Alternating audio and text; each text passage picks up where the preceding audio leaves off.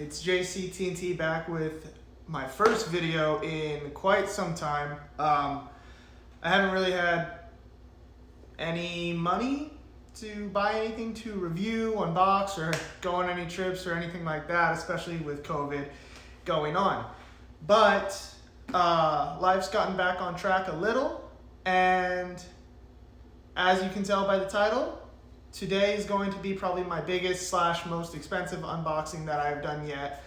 I will try to do a review on a few of the products that I'm unboxing today, but today is just an unboxing. So, as far as what we are taking a look at today, first up we've got the Apple Pencil 2.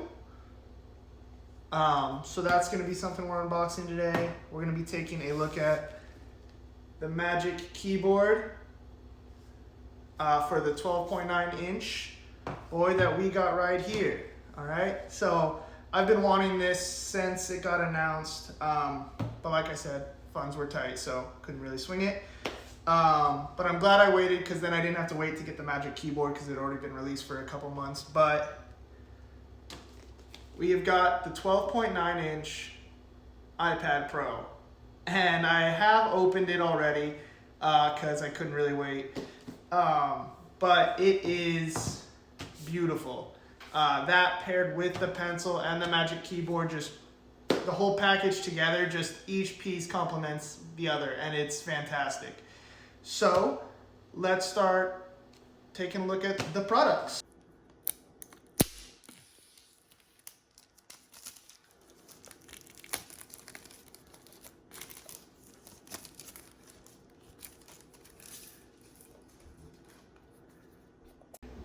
All right, so in the box, we've got the typical paperwork from Apple. Nothing too exciting there. And then the main attraction for this guy, we've got the Apple Pencil. Right now it's just bare, but I do know if you go to D-Brand, you can get some skins for it, give it some grip, and you can also get one that'll make it look exactly like a number 2 pencil, which is pretty cool.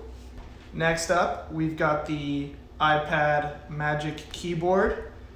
Alright, so let's go ahead and show you what the back looks like. As you can see from the diagram on the back, it gives it a floating appearance because it connects with magnets from the keyboard and the iPad. Alright, so let's go ahead and open this guy up. Alright.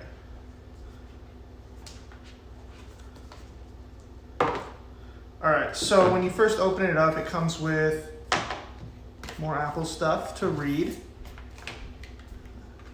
I don't think this one has any stickers or anything. Yeah, no stickers. Just a little diagram that shows you how to work the keyboard or how to attach it. Oh, and I forgot to mention, the Apple Pencil comes in at around 129 bucks. And then the Magic Keyboard, this guy, if you have the 11-inch version, is $300 and $350 for the 12.9 inch version. All right, so it's really well built. I don't know if you guys can see it, yeah, but it's got a little Apple logo right there. It's got the bigger camera cutout for the new camera system for the iPad Pro 2020 version.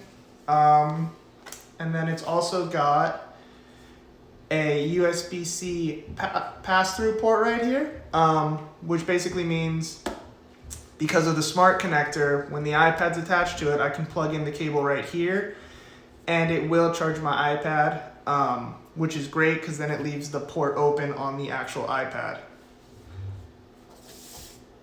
The case is actually a bit heavier than the iPad itself. Not much heavier, but a little heavier, but that's basically to keep it grounded and have the base stay on the surface, because the iPad itself is going to be taking up most of the weight since it's the computer portion of the product. When you open it up, You guys can hear it lock. So it's really well built. It's got a real firm hinge to it, which is super nice. And then it flexes back about that much. So because it flexes back, you have different viewing angles. You can tilt it more or less depending on what you're doing or where you're sitting. And then to close it, you just shut it. It does have the smart connector pins right here.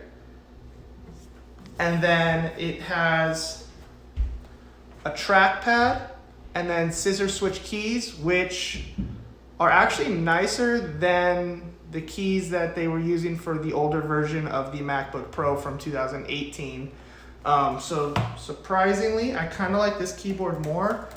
It feels a little more clicky and it feels like I have more travel in the keys.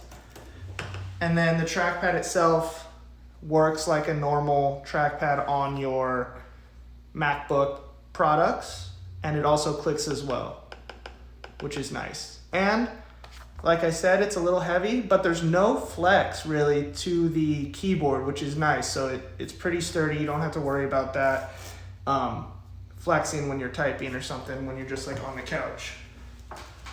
All right, so now for the unboxing that everyone's been waiting for. The 12.9 inch 2020 iPad Pro. I got the 256 gig version. It comes in an 11 inch for $799 and a 12.9 for $999. The entry level prices are 128 gigs, and you can upgrade it all the way to a terabyte. If you get it with cellular, which I did, you can use your iPad on the go without being connected to Wi-Fi or anything like that, just like you can with a phone. And it also makes the price go up, I think, $150. But let's get this bad boy open.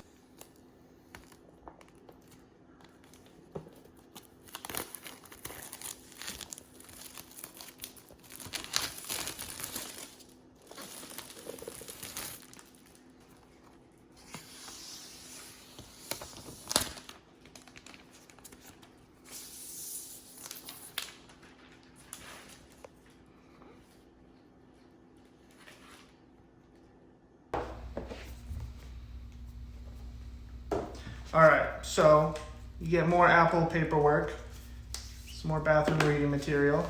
This one does come with stickers. They aren't customized to the color of the iPad you get, so they're just white. If you get the cellular, it comes with a SIM tool to pop in and out SIM cards when you need them. And then it comes with a Type-C to Type-C charging cord. Because the iPad, just like the last one, charges with Type-C. So the only thing left to change to that is their phone, so fingers crossed. And then it also comes with an 18-watt fast charging adapter, which is super nice. All right.